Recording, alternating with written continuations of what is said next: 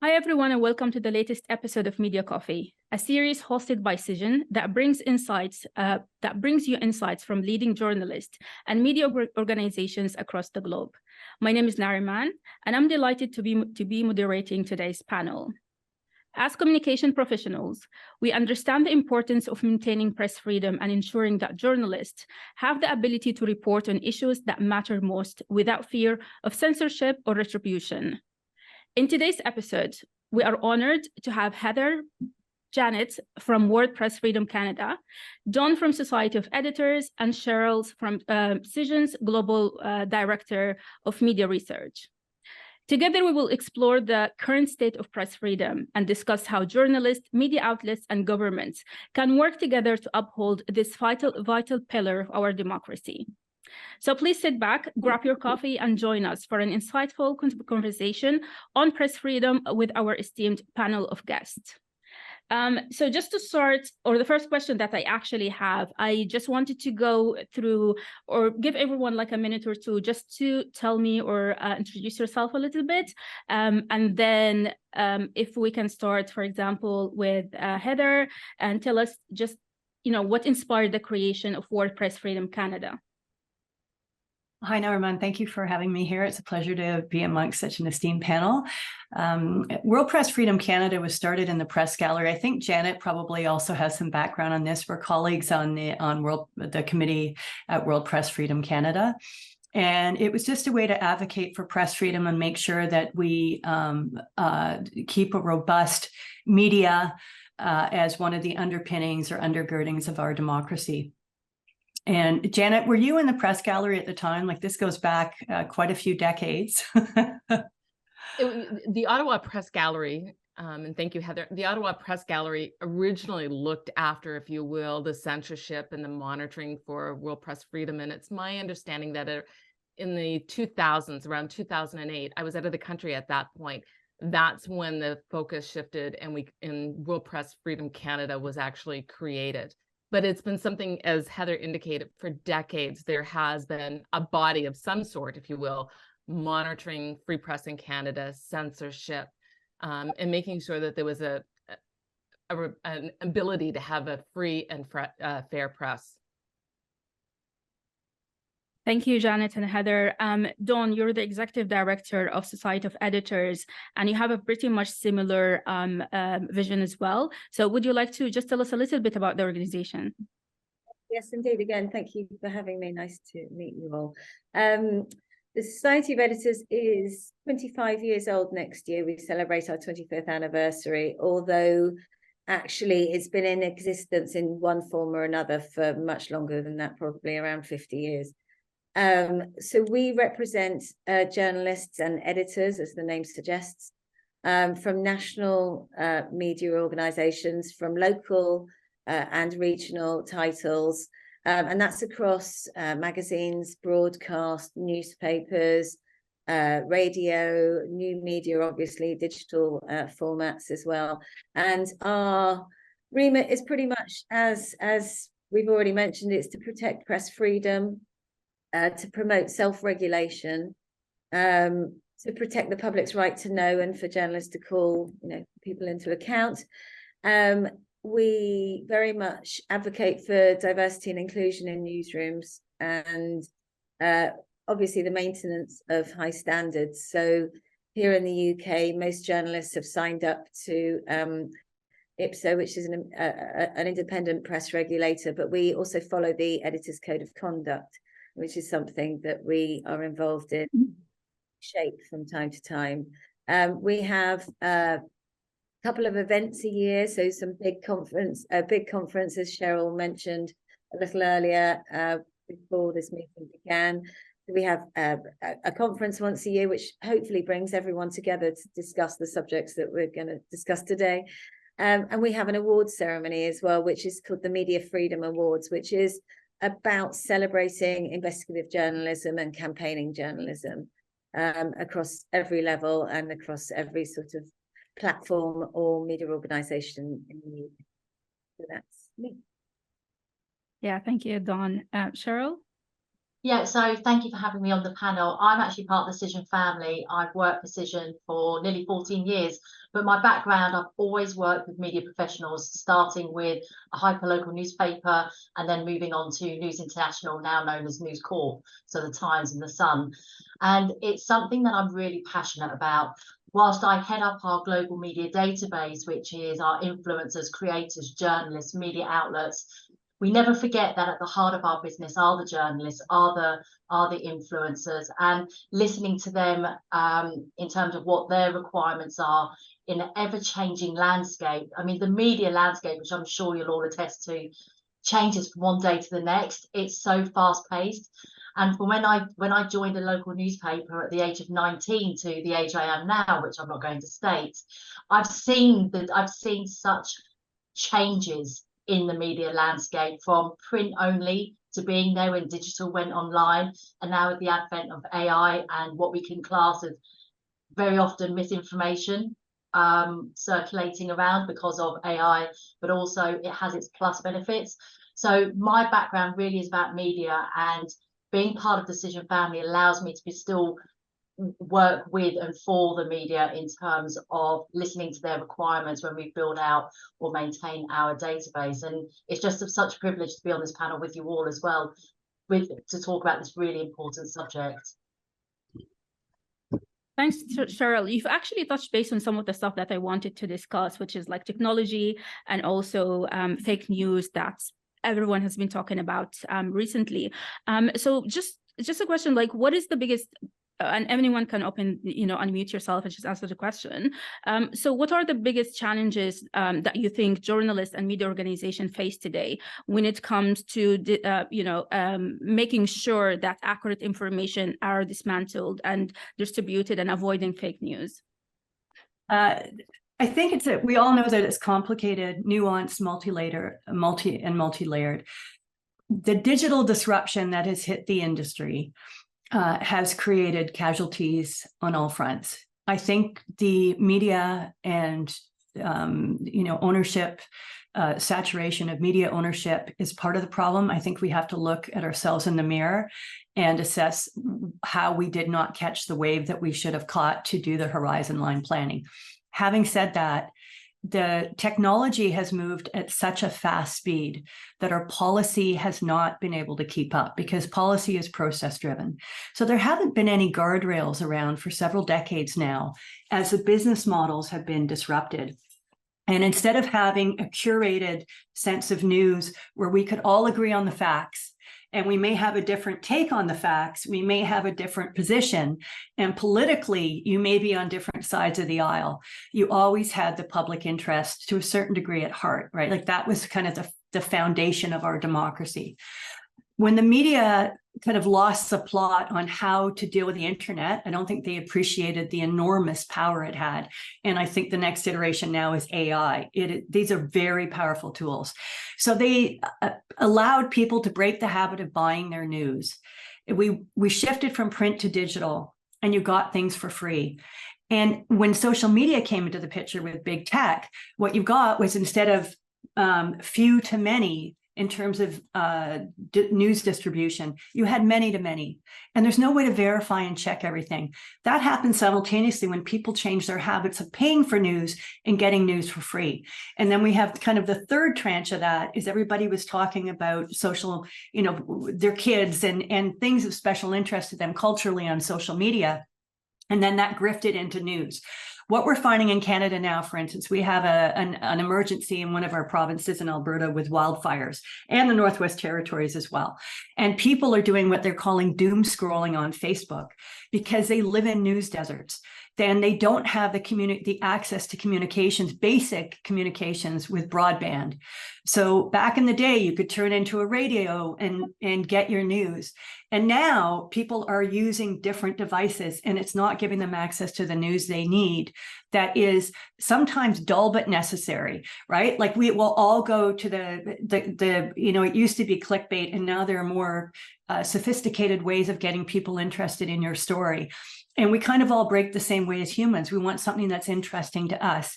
It may not be good for us, but every now and then, you have to eat your broccoli. And I think that's what people, and you can argue, dispute me if anyone here doesn't agree. We had curators and people who had standards and practices with professional journalism that scrutinize everything they put out, because they could be sued for libel. Your organization could be taken down if you made mistakes. So the intention was to get the facts straight and pivot from there. In this day and age, no one's held accountable. And precisely, big tech has been able to skirt things. I know in the UK, you have a recent law that's going to hold them to account and hit them where it hurts. That's the wallet. And it's relative to their global income and their revenue. So I think that's going to be a game changer. Canada has just passed the Online News Act. So we're hoping to do the same thing, hold people accountable. But that turns into a freedom of expression issue as well. And then people push back. So I could talk forever on this. So I'm going to stop now to give other people a voice. But I do think it's just so complicated and complex. You can't pinpoint it to one thing, but maybe further in the discussion, we can talk about some solutions or ways to get at it, but there's no way we can fix this right now. It's moving at warp speed. That's my opinion. Sure. I was wondering, Dawn, as well, if you can just add a little bit to that. And also how can journalists mitigate, the technology impact, basically, which is what's huge on the journalism industry? I think I agree with Heather entirely, and it's interesting to understand what's happening in Canada.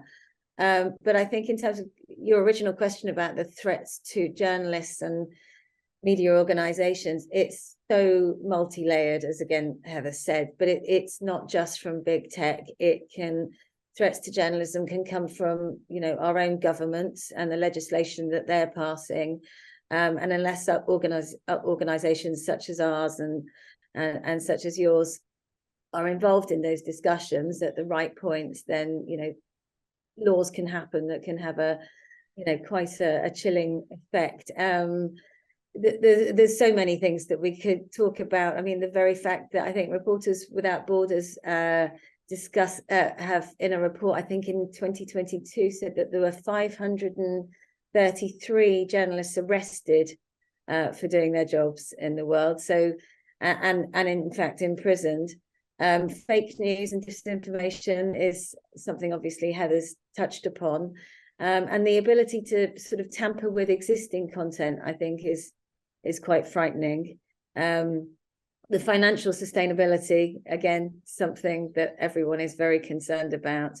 But as a result of disinformation and misinformation, it's about trust and credibility, I suppose, for the press as well. So if the general public feel that they are being hit with misinformation, I think that has an effect on those reporters that are doing their job well, and those organizations that are representing the news accurately.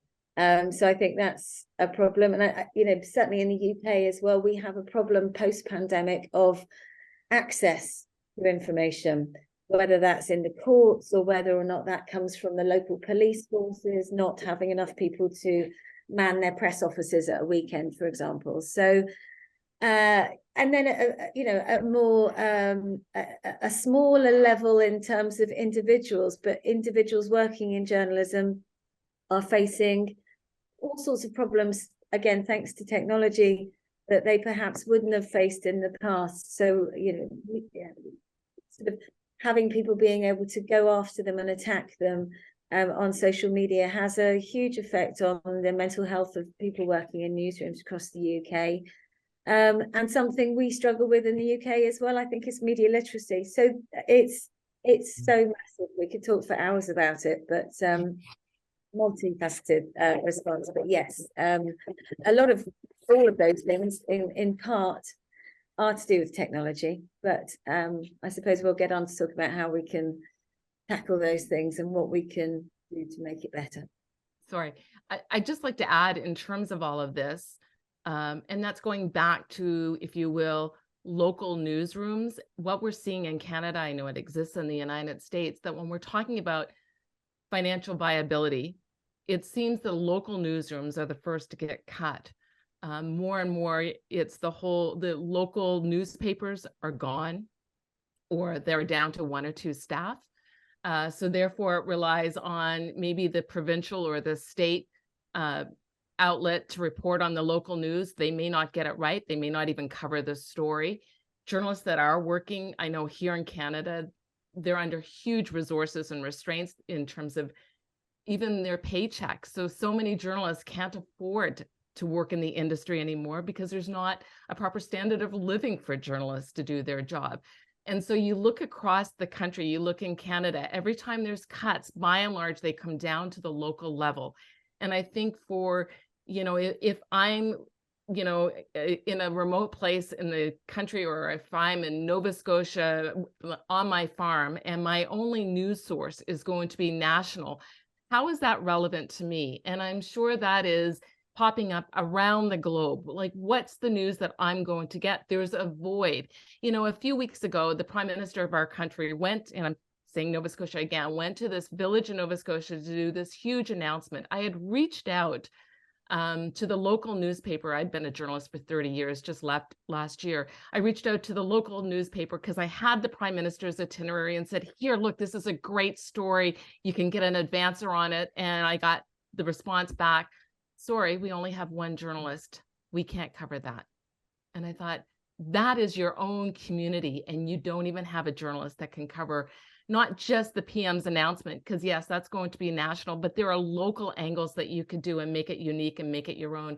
And they did not have the resources to do that. And I fear that as we see more of that happening, that builds on the trust, because if you're looking into a national newscast and the anchor of that national newscast or your local newscast is being done from another province, which is what is happening here in Canada, and they can't even pronounce your community names correctly, they don't trust where the information is coming from. They don't know who's anchoring or where that news is coming from. And I think that in part is also leading to the whole misinformation and distrust, and therefore viewers, listeners are tuning somewhere else to try to find that information, and they don't know how to verify whether or not it's accurate or not. They don't have all the tools that they need to do that. That's what I was going to touch on in terms of the local and hyper-local. I think in this day and age, people think news is at your fingertips, the technology's there, when in fact, in a lot of communities, you only want the news pertaining to your area. But in shy of that, if you can't get that, where do you go? And often miscommunication, misrepresentation is at the forefront.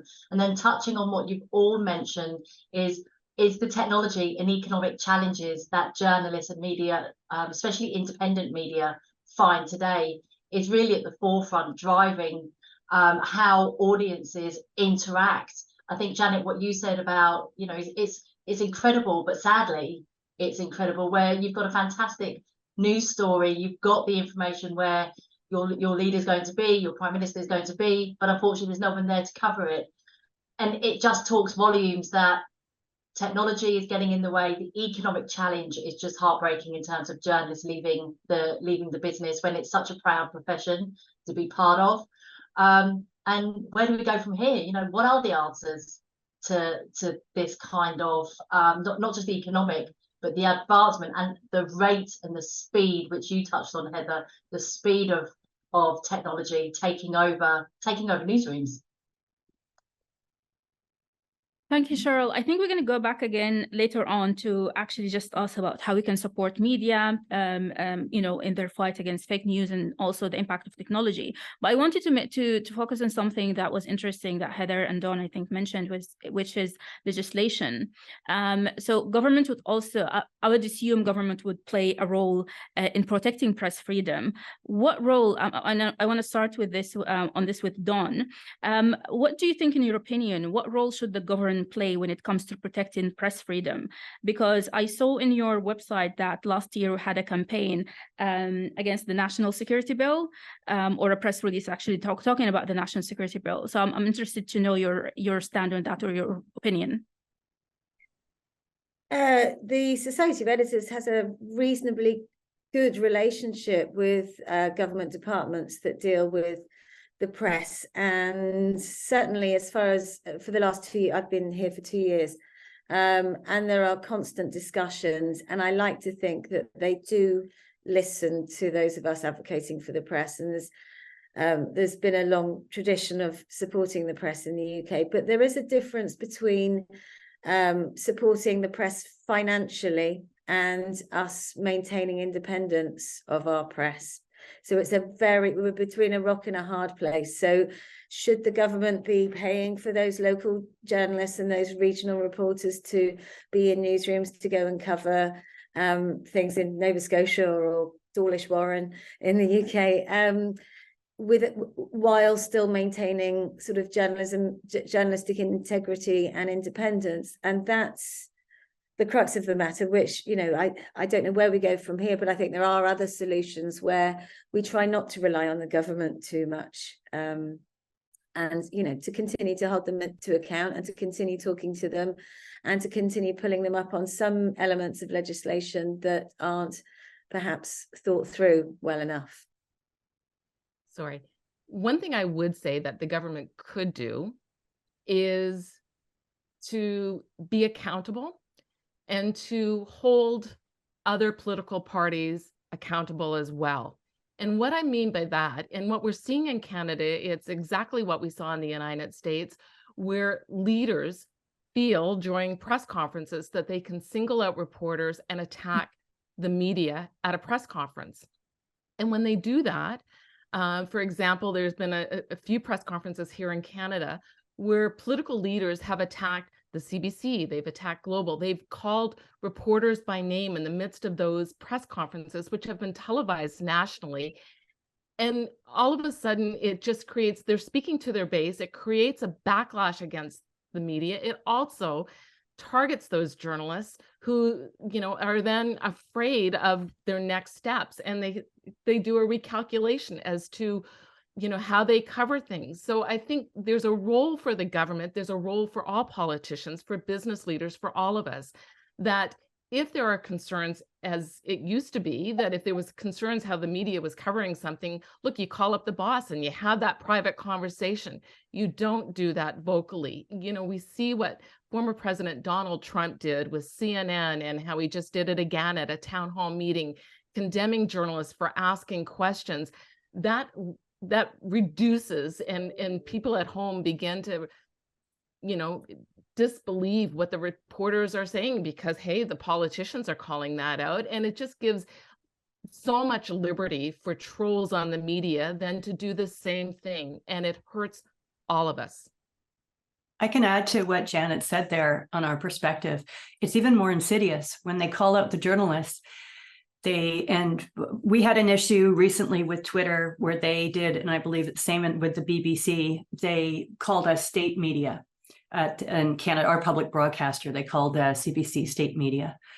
That allows politicians to then turn around and fundraise based on shouting at, like giving a shout out and calling out journalists at an organization, and raise money for their own political campaigns by undermining the institutions that are there to cover mostly the government and hold them to account.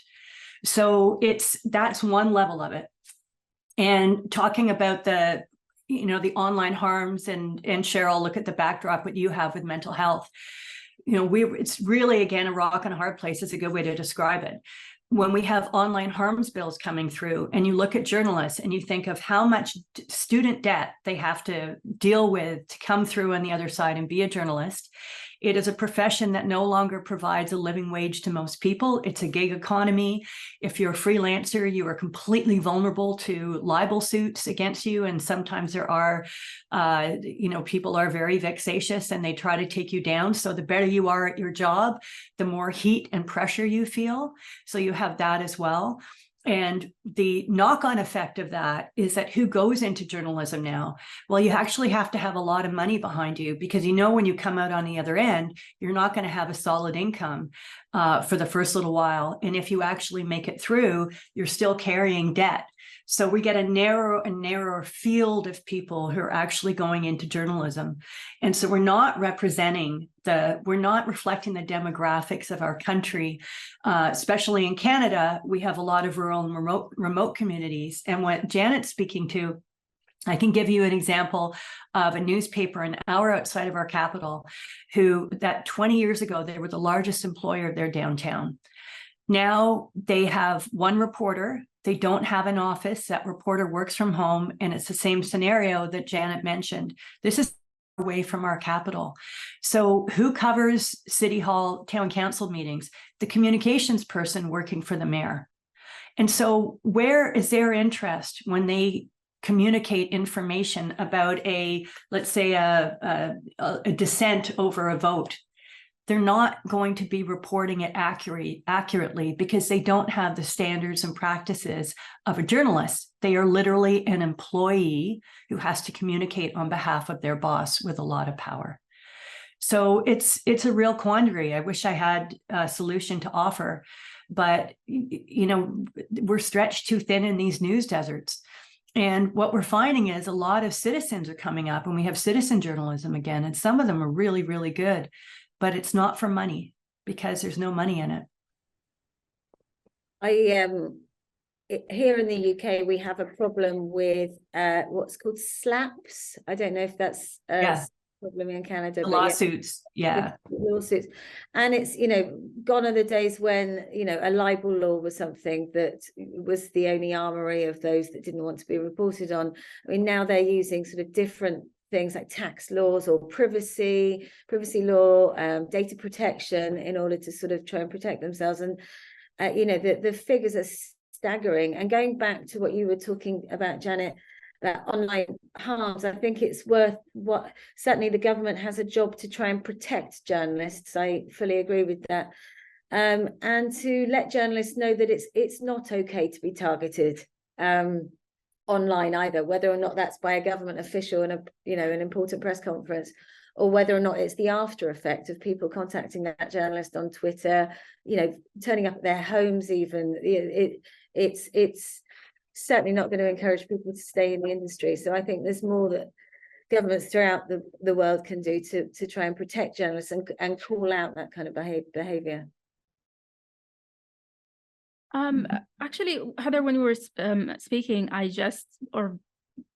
I think I had a question that came to mind is the current situation that journalists face, or the problems that they face online and in different applications or different websites that they use, like Twitter, Facebook, etc., or TikTok and Instagram as well, where they are being either doxed, their information, private information are being distributed. If someone doesn't like what they've written, or there's like a big investigation that they're part of. So do you think social media companies are doing, or tech companies are doing enough to protect journalists? For example, after COVID, we started to notice that they will put a disclaimer, for example, explaining that this specific article is not factual, or this specific article hasn't really, the person retweeted it without reading, for example. Do you think that's enough, or do you need more? I guess my question is that, absolutely not. I would say absolutely not. And I don't want to demonize big tech, because there's been a lot of good, but they've never been held accountable. And when Dawn mentioned they have moved into privacy data tax laws, like they're now refusing to hold themselves accountable for the content that is posted on their sites.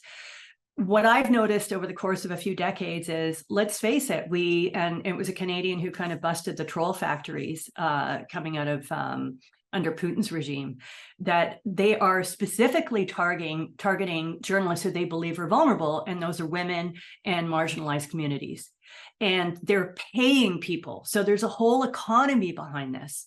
So I think the big tech is conflicted because part of their revenue stream relies on this kind of ecosystem of attacking journalists for doing their jobs. And so our theme, and Janet and I just had our World Press Freedom Day Awards luncheon at World Press Freedom Canada We have an annual luncheon to celebrate journalists who have been, had to fight against intimidation, interference, public safety risks, obfuscation by government, all the tricks of the trade that kind of stymie their ability to do their job effectively. So anyone who's been able to overcome that, we applaud them, and we like to celebrate them, because we know we're in a business where nobody claps your hands when you do a good job. In fact, it's usually the opposite. Someone will attack you for it. All this to say, with the online news, it is an epidemic. And that was a focus of our luncheon this year, was the online harms. And to give an example, our keynote speaker is one of our most celebrated foreign correspondents and radio hosts in Canada. Her name is Anna Maria Tremonti. And she acknowledged she was one of the first people to do hazmat training when she was a foreign correspondent, and that was going into war zones. And she did it in the UK, because the UK were, kind of pioneers at this. She said, today they're being attacked online. And because it's not a physical attack, there's no equivalent to hazmat training for being a journalist online when you are attacked and barraged and doxxed and called out. And so we did a setup piece for this event, and Janet facilitated that, and perhaps she could speak to it as well. The things that especially women get, it goes to rape very, very quickly. We know where you live. We're going to kill you. We're going to rape you. And they're not getting one of these a day. I mean, Maria Ressa, the Nobel Peace Laureate, would get 50 an hour of how they're going to draw and quarter her. And only because she was doing her job. So how do we tackle that? Big tech? When you have something and you I remember when Facebook came out with their live cams, it was like 15, 20 years ago. I was working at the Canadian Broadcasting Corporation, and we had partnership agreements, and Nala Ayed, one of the reporters there, was launching this ability to see people all around the world. The first place my head went to was, there's going to be violence on here. And then we saw what happened in New Zealand years later. So whose responsibility is it to think through what this technology is going to unleash? Is it the big tech owners, or is it our government? Because I can say the way it's been pitted now, that big tech is pitting it, is that government is denying them their rights, is denying the people who are self-publishing their rights for freedom of expression. But they're making money out of it, and people are dying. On the same token, on the government side, if they try to create legislation to prevent you from publishing, even though it's a smaller percentage who are going to commit violent crimes and things that lead to violent crimes, you're now denying the rest of society the ability to express themselves freely. So that is kind of the dilemma that we're facing. But I will say, if governments get it wrong, we get to vote them out. If big tech gets it wrong, we have no power. In the UK with Cambridge Analytica, when everything unfolded and it led to Brexit, and probably there was an impact on how that vote came out. If you drilled in on the data, you'll find that it was a very small subset of less educated white men who feel they've been left behind. We have the same issue in Canada. They have legitimate grievances, but they are more inclined to believe things they're reading online. And that's what the data, showed us. And that subset was enough, that margin was enough to swing the vote, right? So if people are feeling disenfranchised and they have legitimate grievances because they're being left behind for whatever reason, they want to blame someone. And usually they'll blame the government, or they'll blame the people who are reporting on it and saying things they don't like. So that's the quandary we're in.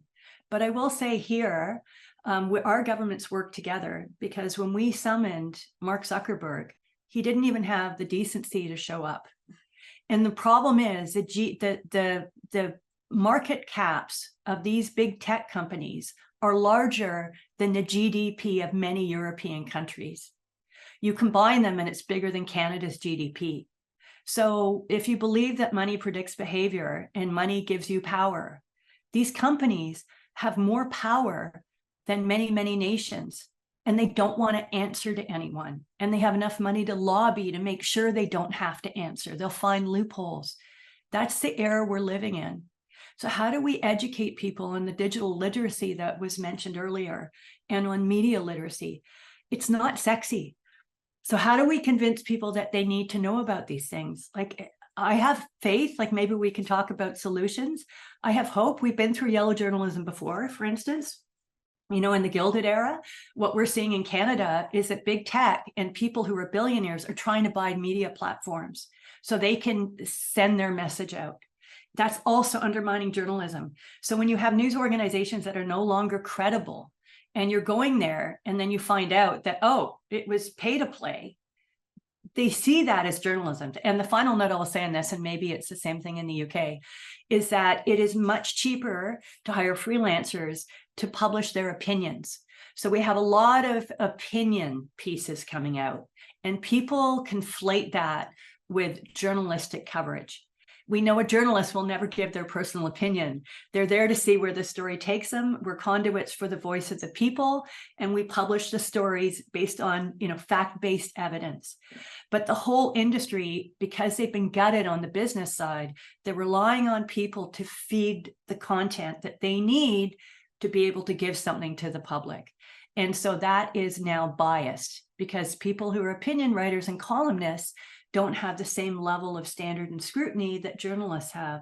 So we're kind of shooting ourselves in the feet as we're trying to step forward.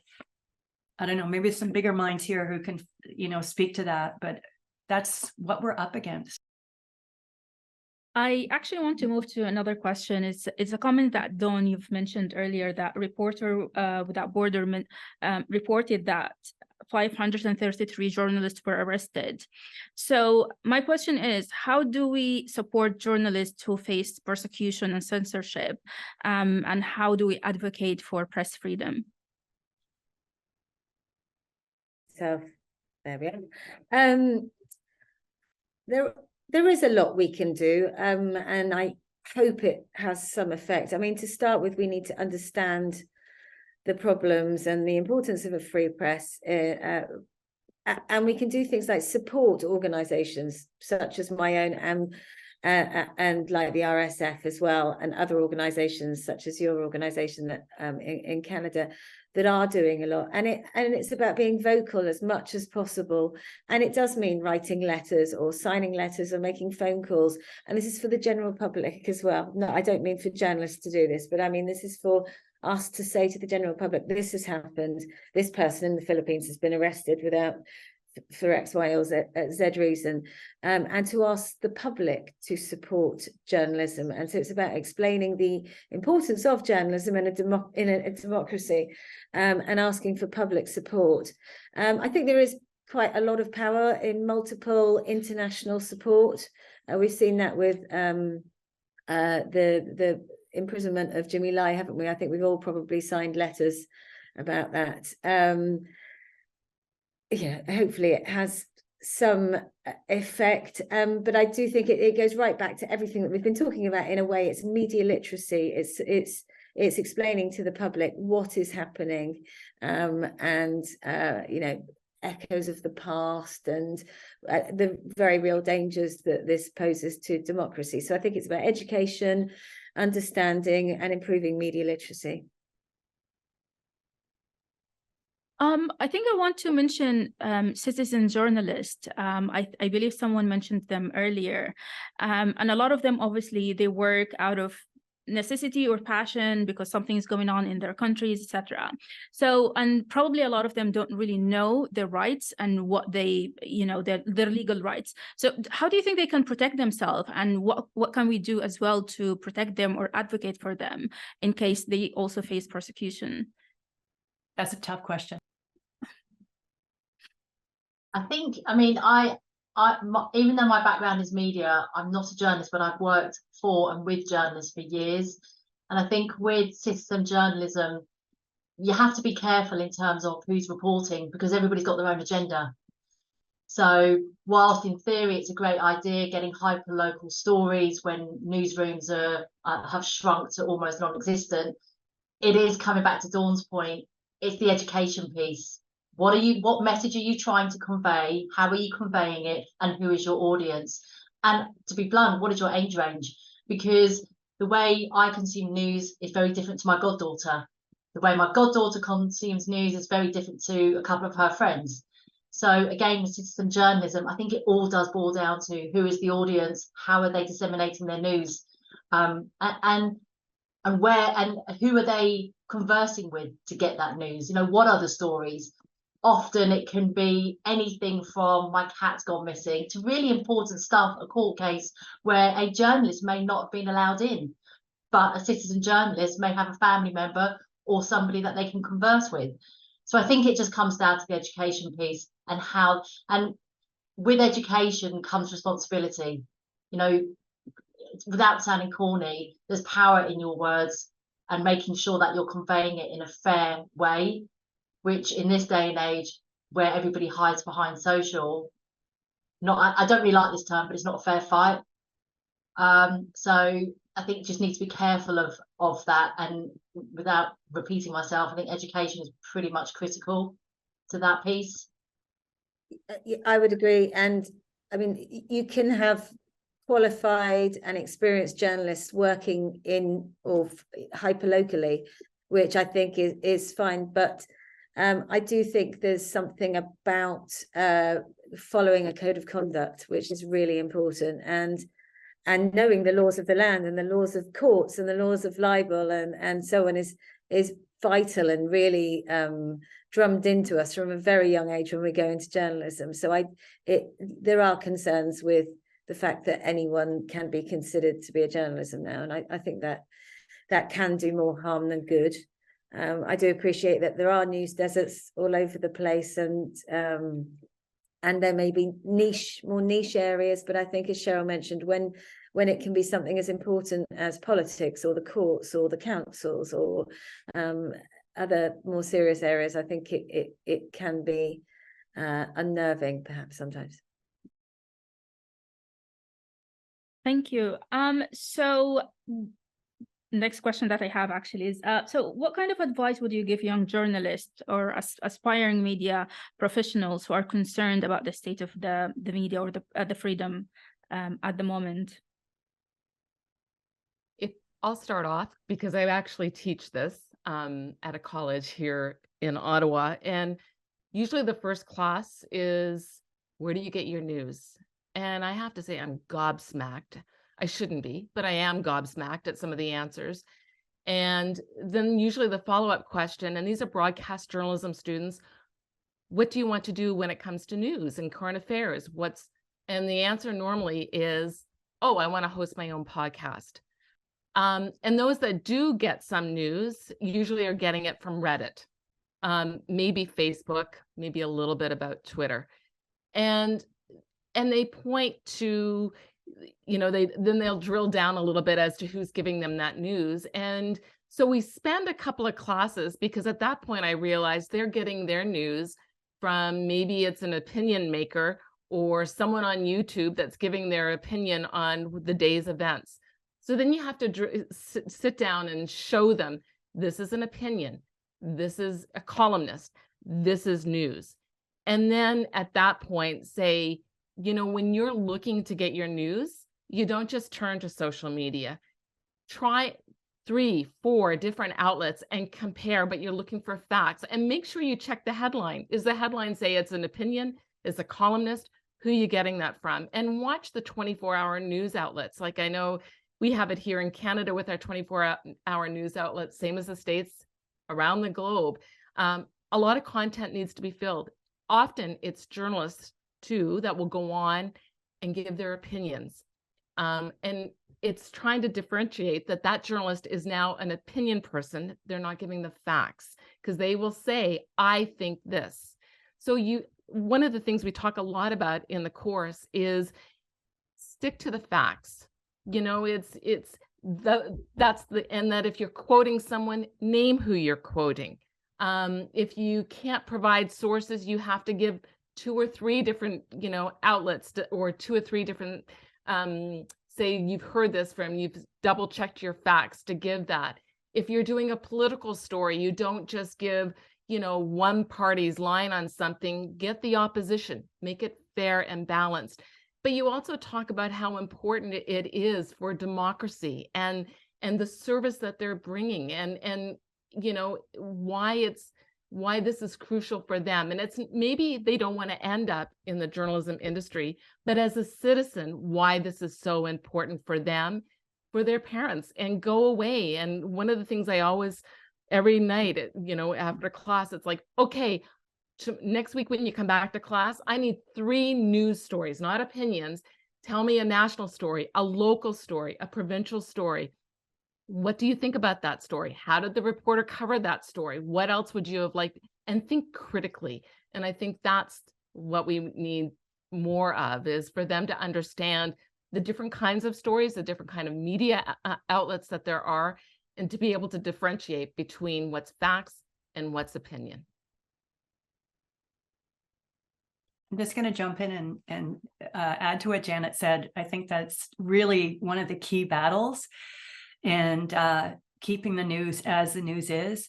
I think the other problem, that just from hearing about Reddit and Facebook and all those things, Janet, like, are they paying for news? Probably not. And what we're finding is that the journalists who are covering these things, we've got to support the industry. And when you drill down on the number of people, even at news organizations, that read a story, the percentage that is paying for those stories is so minuscule. It takes, like, you know, with investigative journalism, it can take a year to crack a really good story, and you've got to pay the salary for that person. I can give you an example of one of our national newspapers is the Globe and Mail, and we have a reporter, Robin Doolittle, and she did 2 big series, and one was the number of incidents that are dismissed by police forces of women who are claiming that they have been sexually assaulted. And it took a year for that research to be, to get all the data that she needed to do a comprehensive breakdown. But that data is being used around the world to help police forces and the industries understand how to actually give a voice to women who are coming forward and saying things. So that's transformative for society. But we can't get there if people don't pay for their news. So I think part of our education from a very young age, it does go to digital literacy and media literacy in the schools, is teaching people that choose 3 diverse news sources, as Janet said, and pay for them and subscribe to them. Like, that's the answer. We subscribe and get the news and allow that business model to then bring in diverse stories, a diverse group of stories that are news driven and that are produced by journalists. So you have an understanding of a journalistic story versus a sensationalist story, and get that critical analysis taught in the classrooms again. And if I can just add, I think that's so important what Dawn and everybody said in terms of the financial aspect. It's not open to everybody. And I also think governments have their part to play in terms of putting more money behind this for diversity, inclusion, from all walks of life, because everybody should be represented and not everybody has that opportunity, especially with student debt, the cost of living, etc. But if we want this new talent to come through, we have to invest in it. And we need to bring them on the journey to show them what a great profession this is and why we need such a trustworthy profession. And I do think government organisations need to play their part in this as well.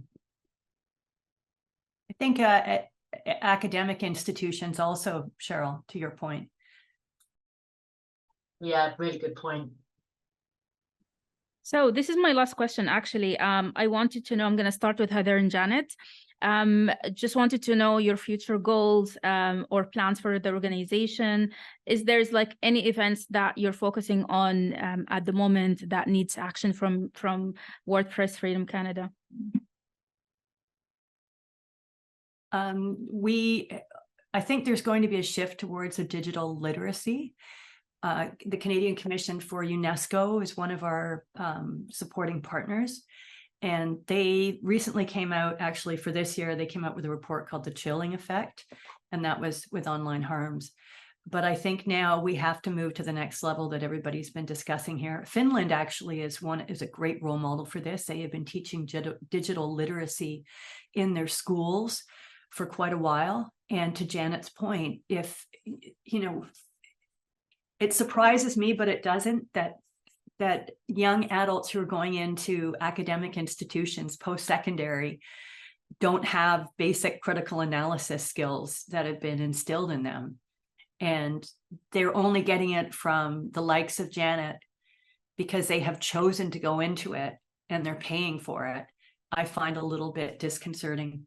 I think we need to start much younger to help identify what they're seeing, to be able to look for different opinions and build that skill set of critical analysis. So the natural progression is that they'll want to go into something like this because we do have huge pipeline issues. Our pipelines are just, they don't have a lot going through them right now.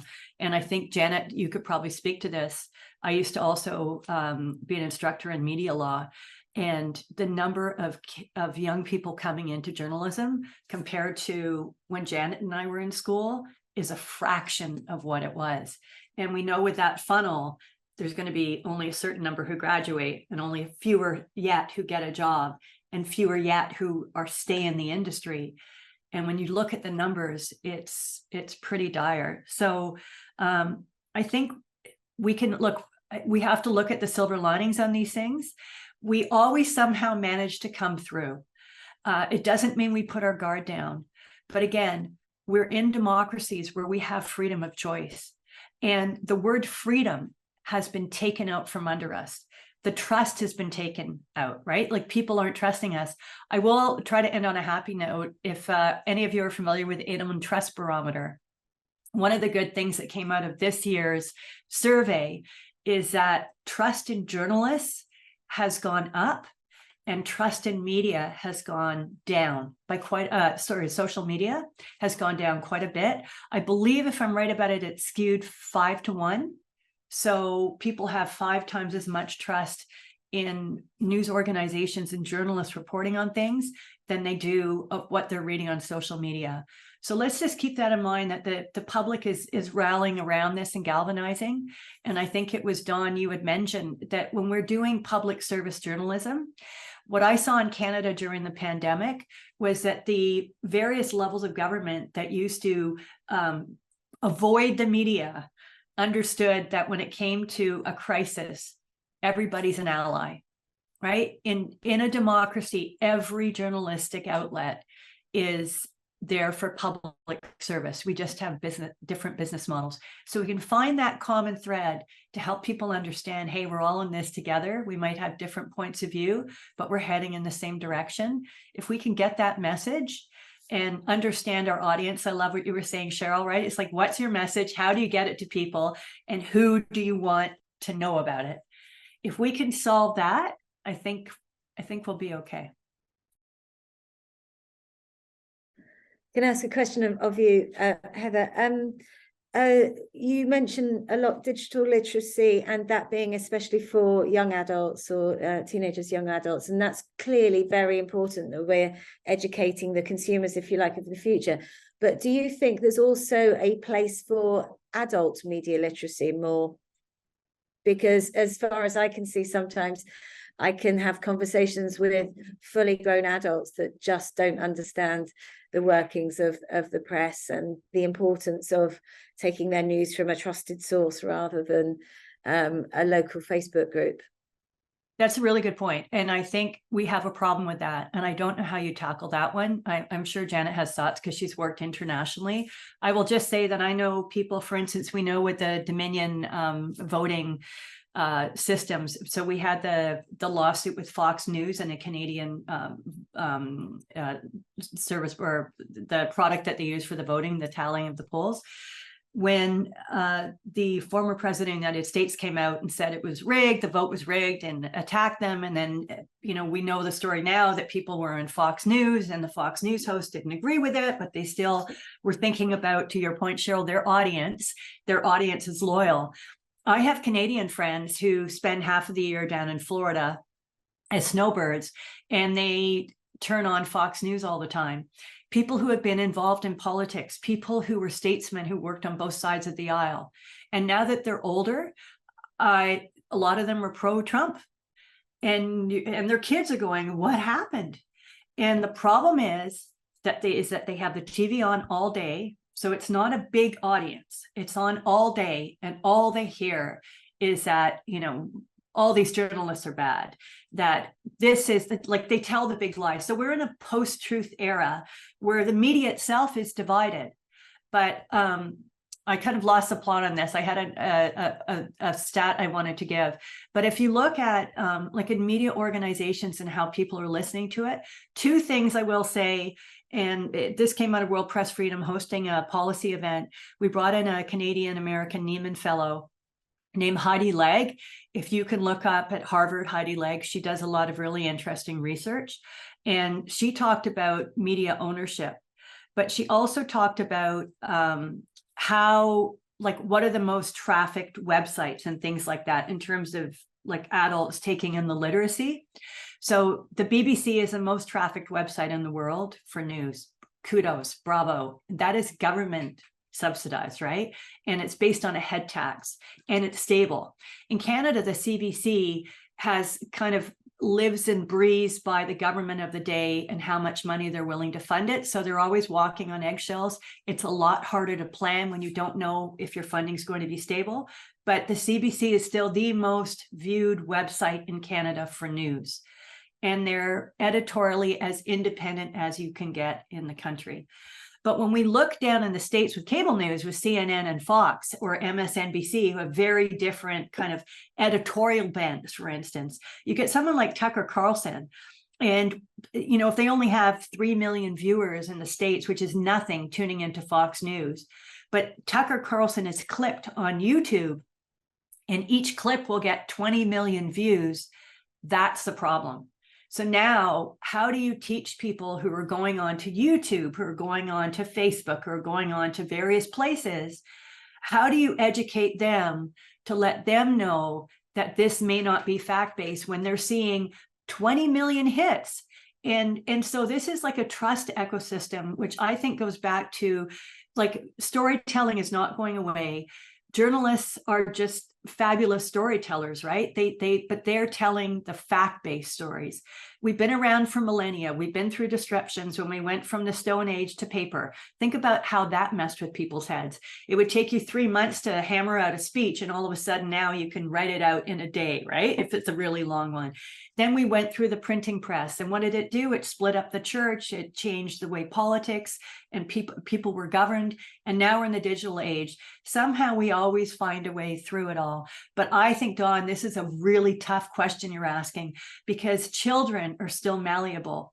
Adults, when we start getting our biases and having that echo chamber of, think about, the older you get, the less you're willing to tolerate with people who you may not want to hang around, right? Like, you're too polite to say it in your 20s. By the time you hit your 50s, you're just like, I don't know if I'm going to do it. Like 80-year-olds are the best, because if they don't like you, they'll just say, go away, So like that's what we're up against. And so if you're already well advanced and this technology comes in and disrupts your life, how do you get people to want to learn? I don't know. Janet, maybe you have thoughts on this. Like, I don't know how we deal with the adult digital literacy.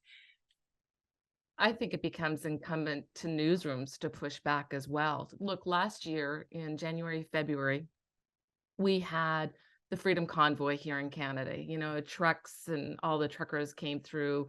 Sorry, that was yes. And there was a lot of pushback against the media. You would go out to cover a story, protesters would be yelling in your face. I would post stories. I had friends of mine that would be telling me that, why am I putting out all this false information, and attacking me personally online and saying, you should know better given where you came from. And it's like, and I would just push back constantly and engage. And because they were friends of mine, I felt I would do that. What I do is, whenever I see something on Facebook that someone has published and put out there, or redone, and I search it out, and then I will send them a message going, do you know where that came from? This is wrong. Before you republish, check the sources. Here's their sources. Do you really believe this? I think it's incumbent on all of us to push back when we see something that is wrong, that has been redistributed, put out on social media. I also think, going back to what I said earlier, during election campaigns, and not even during election campaigns, the whole time, political leaders, business leaders also have to lead and step up and talk about the importance of people understanding where they're getting their information, checking sources, checking facts, and doing that especially during election campaigns when we're all vulnerable to bots and everything else coming in at that time. I also think tech plays a role in all of this as well, to make sure that what is going up on their site, if it's news content that's going up on their site, they have to verify that it's accurate. So we all have a role to play. Yes, going back to what you said earlier, Dawn, it is education. Heather, yes, it should start earlier, but I think all of us have to be proactive when we see something out there that's wrong. Be willing to stick your head out and go, this is wrong. Where did you get this from? And educate all the time. It never stops. Oh, I just have to jump in with one more thing, but based on what Janet said as well, on the tech side, I don't know if you're probably all familiar with Frances Haugen, who is a whistleblower at Facebook. She has, based on her data, has said that they did some beta testing. And to Janet, to your point, it is so easy to like and share something that you may not even have read. And Facebook knows if they just hit one button and made it so if you wanted to share a story, you had to copy and paste it, that 15% fewer people would suffer from, for instance, like the social epidemic of suicide with young people, and in Instagram with all that stuff. So this speaks to misinformation as well. But if they just hit one button and made people do that, there would be 15% less youth suicides. So Janet, I agree with you. You have to be proactive and have an army of people doing this. But I do think that the people who are controlling the levers on how we share our information could also put up a few guardrails to make it harder for us to be able to do it. So we have to think about what we're doing instead of just trying to get our numbers up or being more popular. Thank you. Dawn, back to you again with the last question. Is there, what are the future plans for Society of Editors? Anything specific that you're working on at the moment? We have two main events a year. So the next one coming up is our award ceremony, in terms of celebrating and going back to some of our points. I think, while awards are nice to win for journalists, I think they do get a great deal of PR. And the point behind our awards, which we only started last year after a delay in the pandemic, we reshaped them and renamed them and specialized just in celebrating investigations and campaigns. While it's a lovely dinner and all those things, and people are being rightly rewarded, there is a lot of PR that goes out from the back of it, which I do hope has an effect on the general public, seeing the sheer amount of work, the fact that it has taken a year for some of these investigations to come to play. And so we're working on that. We're working very closely on a number of things. So we're working with the DCMS here on an online safety guide. And we were part of a survey that was put together to talk to journalists about what they were going through and how the effect it was having. So I believe that's soon to be published. And then generally, yes, we're dealing with lots of different and complex problems. Everything from the fact at the moment is that the Conservative Party here in the UK is charging journalists to go to its annual conference. So it's one small area that we're working on, but it's those small things that do also make a difference. So yes, it's a busy time. We hope to kind of grow our membership and to involve other organisations that perhaps might not be members at the moment, some of the digital online organisations that are doing really well, so that we can hear from them. We've just introduced a shadow board to the Society of Editors as well, so that we're making sure that we're listening to some younger members that are coming up through the ranks and becoming editors as well. So yeah, it's a busy time. Thank you. And Cheryl, if you have any last comments you would like to add? I just think this has been really informative in terms of, we all know what the problems are. It's trying to get our voices heard. And each and everybody, which all of you have said, it's the economic challenge, it's the tech challenge, it's the advancement of how people consume news, which is affecting how journalists send their news on the living wage, etc. And I think just for me personally, but also for Cision, it's taking a step back and listening to how media is being affected today and how we can play our part. We partner with Dawn and the Society of Editors to really understand what's happening in the media. So when we start to look at our own platforms, what does it mean? How can we shape them in order to help service news content, but also help PRs and help journalists?